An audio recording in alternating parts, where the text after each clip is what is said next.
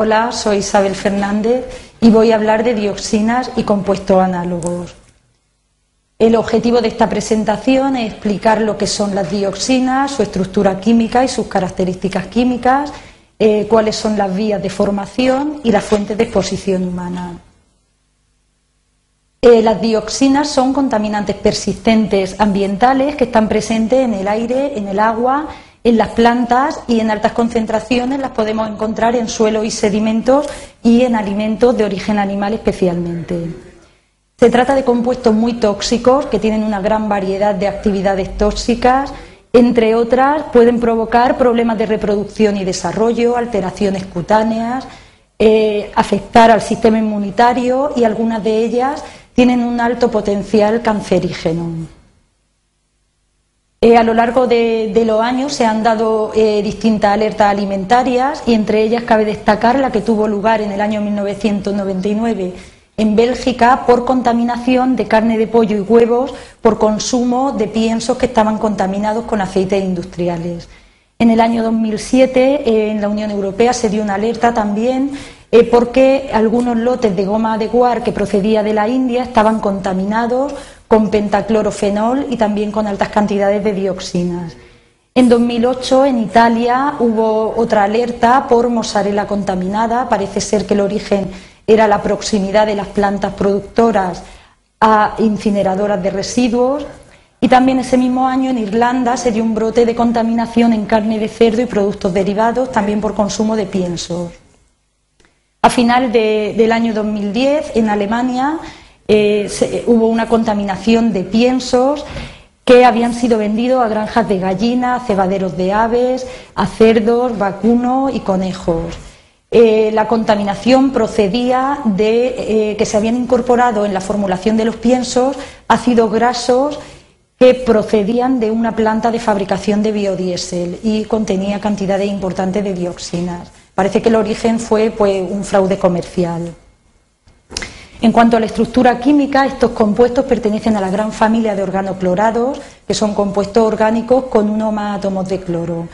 Tenemos así las policlorodibenzodioxinas, los policlorodibenzofuranos y policlorobifenilos. Estos dos últimos grupos de compuestos, furanos y bifenilos, no solo tienen una estructura similar a policlorodibenzodioxinas, sino que también están relacionados en cuanto al espectro de toxicidad humana y animal se refiere. Por ello, todos forman el grupo de dioxinas y compuestos análogos. Las policlorodibenzodioxinas derivan del núcleo de dioxantraceno y se forman por sustitución de átomos de hidrógeno por átomos de cloro. Así podríamos tener hasta 75 congéneres, de los cuales 7 son tóxicos, y en estos 7 hay 4 o más átomos de cloro y ocupan las posiciones 2, 3, 7 y 8. Los policlorodibenzofuranos derivan del núcleo de dibenzofurano y, al igual que las dioxinas, presentan 135 congéneres teóricos, de los cuales 10 son tóxicos y también tienen cloro en las posiciones comentadas anteriormente. Por último, los policlorobifenilos, que derivan del núcleo de bifenilo, tienen 209 congéneres, de los cuales 12 tienen efectos tóxicos similares a dioxinas y el resto presentan un perfil toxicológico diferente. Los que son similares a dioxinas son los que tienen átomos de cloro sustituidos en posiciones para y meta, es decir, los PCBs no orto, o los que no tienen más de una sustitución en las posiciones orto, es decir, los PCBs monoorto. Son compuestos intensamente liposolubles, lo que hace que se acumulen muy bien y muy fácil en los tejidos grasos de los animales y del hombre y se biomagnifiquen. Además, son compuestos extremadamente estables, resisten muy bien la degradación física, química y biológica, y aunque son fotolábiles, resisten muy bien en capas del suelo que no están expuestas a la luz. Por ello, persisten en el medio ambiente y se acumulan en la cadena trófica. Además, son ubicuos, aunque se forman a escala local, están distribuidos a escala mundial. porque son transportados desde las zonas donde se generan hacia el resto del mundo a través de corrientes atmosféricas, corrientes marinas y a través de animales migratorios que los bioacumulan, como ballenas y algunas aves. Por todas estas características y por su alta toxicidad se han clasificado dentro de los contaminantes orgánicos persistentes, por tanto pertenecen a la llamada docena sucia.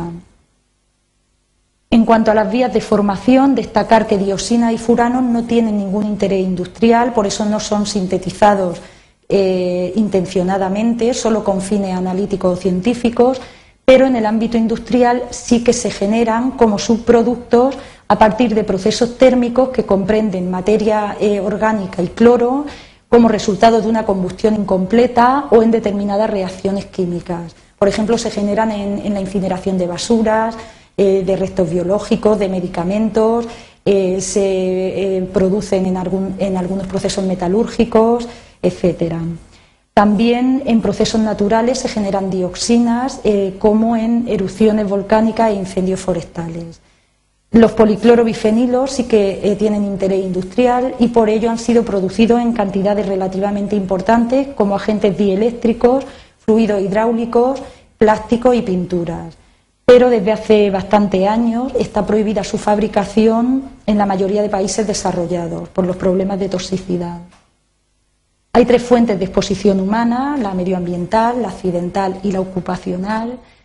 Dentro de la ambiental, el 90% procede de los alimentos y dentro de los alimentos el 80% procede de alimentos de origen animal, como productos lácteos, cárnicos, pescados y mariscos.